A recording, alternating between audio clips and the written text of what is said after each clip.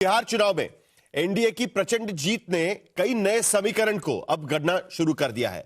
उसके साथ साथ कई सियासी मिथकों को भी तोड़ दिया है, क्योंकि आमतौर पर मुस्लिम यादव समीकरण की बात की जाती थी और खास करके वो आरजेडी के साथ पक्के तौर पर खड़े, यह भी बात की जा रही थी। लेकिन जो सवाल चुनाव के पहले नीतीश कुमार को लेकर उठ रहे थे, इस अविश्वसनीय जीत के बाद नीतीश कुमार ने सारे सवालों का एक तरीके से जवाब दे दिया है। जिस मुस्लिम यादव फॉर्मूले की बात मैं कर रहा था और उस फॉर्मूले को महागठबंधन की जीत का संभावित कारण माना जा रहा था, उसी फॉर्मूले को लेकर अब सियासी विशेषज्ञ नया जवाब ढूंढ रहे हैं। हालांकि सबसे बड़ा मुद्दा नीतीश कुमार की मुख्यमंत्री पद की दावेदारी को लेकर है, जिस पर आज तमाम सहयोगी दलों ने समर्थन की मुहर लगा दी है। चिराग पासवान और संतोष मांझी ने नीतीश कुमार से पटना में मुलाकात की और खुलकर कह दिया कि नीतीश कुमार को ही चीफ मिनिस्टर बनना चाहिए। एक और साथी उपेंद्र कुशवाहा ने भी उनके नाम पर सहमति जताई है। अब देखना यह है कि ताजपोशी की क्या तारीख हो सकती है, लेकिन उससे पहले आज हम चर्चा करेंगे कि नीतीश की जीत के क्या कारण रहे हैं। 20 साल के बाद भी नीतीश ब्रांड बिहार के भीतर चल रहा है। भले वो पूरी अपने बलबूते पर बहुमत लाने में कामयाब नहीं रहा हो, लेकिन सत्ता की चाबी नीतीश कुमार के अलावा और किसी के पास नहीं है, यह भी एक बार साबित हो गया है। तो उस पर भी हम चर्चा करेंगे, लेकिन पहले यह रिपोर्ट देख लेते हैं।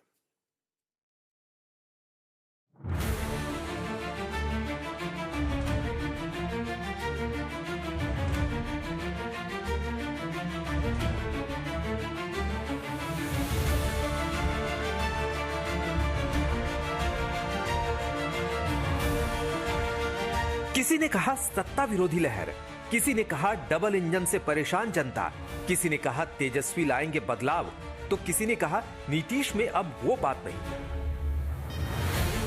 विरोधी कहते रहे, नीतीश सुनते रहे। एनडीए के सितारे भी ताबड़तोड़ रैलियां करते रहे और डबल इंजन के फायदे बताते रहे।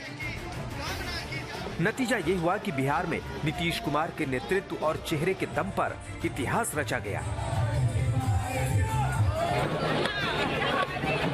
अब सारी सियासी आशंकाएं ध्वस्त हो चुकी हैं। विरोधियों के सारे अनुमान फ्लॉप शो बन चुके हैं। सोच से परे और समीकरणों से आगे बिहार के नतीजों ने एनडीए को डबल सेंचुरी के पार पहुंचा दिया। तो अब एक बार फिर नीतीश कुमार का कद सियासत के आसमान को छू रहा है। लेकिन इन सब के बीच एक सवाल जो पटना से लेकर दिल्ली की सियासी फिजाओं में तैर रहा है कि क्या नीतीश कुमार ही बिहार के मुख्यमंत्री बनाए जाएंगे। चुनाव से पहले भी ये सवाल उठा था, लेकिन इसका जवाब एनडीए के हर नेता की तरफ से एक ही आता था कि चुनाव नीतीश कुमार के नेतृत्व में ही लड़ा जा रहा है और सीएम फेस भी वही है। अब जबकि 89 सीटों के साथ बीजेपी बिहार के महासमर में सबसे बड़ी पार्टी बनकर उभरी है, तो फिर बिहार के सीएम को लेकर सस्पेंस बनाने की कोशिश की गई। हालांकि बीजेपी मुख्यालय में स्वागत समारोह के दौरान पीएम मोदी ने इसे सुशासन की जीत बताते हुए नीतीश समर्थकों का मनोबल जरूर बढ़ाया था। आज सिर्फ एनडीए की विजय ही नहीं हुई है, ये लोकतंत्र की भी विजय है। भारत के लोकतंत्र पर भरोसा करने वालों की भी विजय है।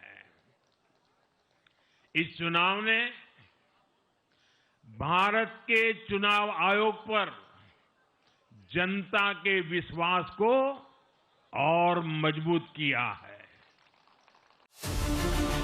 इतना ही नहीं, पीएम मोदी ने बिहार में कामयाबी का एमवाय फॉर्मूला भी देश के सामने रखा, जिसकी नींव में कहीं ना कहीं नीतीश सरकार की नीतियां भी रही हैं।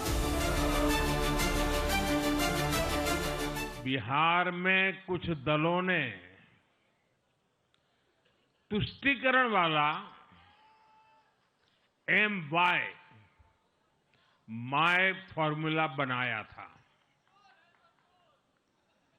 पर आज की इस जीत ने एक नया सकारात्मक